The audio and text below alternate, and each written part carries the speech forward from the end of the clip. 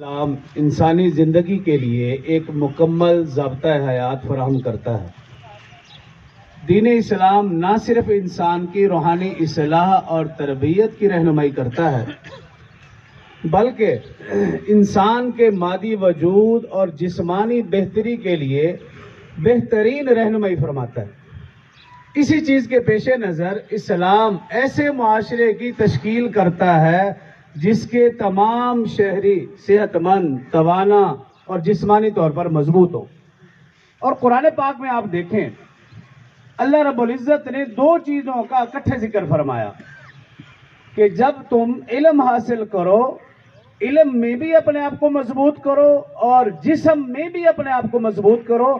قرآن پاک سپارہ نمبر 2 سورۃ البقرہ آیت نمبر 247 فرمایا وَزَادَهُ بَسْطَةً فِي الْعِلْمِ وَالْجِسْمِ، اپنے علم میں بھی وسعت پیدا کرو اور اپنے جسم کو بھی مضبوط کرو۔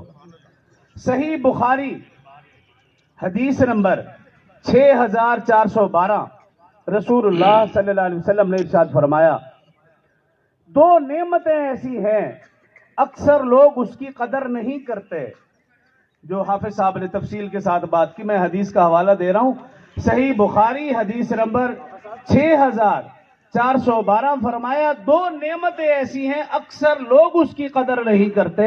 فرمایا پہلی نعمت ہے صحت اور دوسری نعمت ہے فراغت، جس کو بعض حدیث کا مفہوم یوں کہا گیا کہ صحت کو غنیمت سمجھو بیماری سے پہلے اور فراغت کو غنیمت سمجھو مصروفیت سے پہلے۔ اور ایک اور حدیث صحیح مسلم حدیث نمبر 6774 اور یہ حدیث سن کر آپ حیران ہوں گے، رسول اللہ صلی اللہ علیہ وسلم نے ارشاد فرمایا المؤمن القوی خیر واحب الی اللہ من المؤمن الضعیف۔ فرمایا اللہ کو وہ مومن زیادہ محبوب ہے جو طاقتور ہو اس مومن سے جو ضعیف ہو۔ اللہ کو بھی وہ مومن زیادہ پسندیدہ۔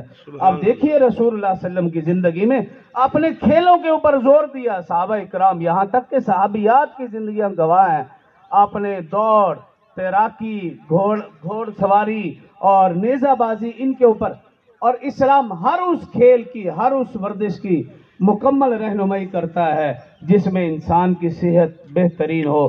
اللہ ہم سب کو عمل کی توفیق دے۔ واخر دعوانا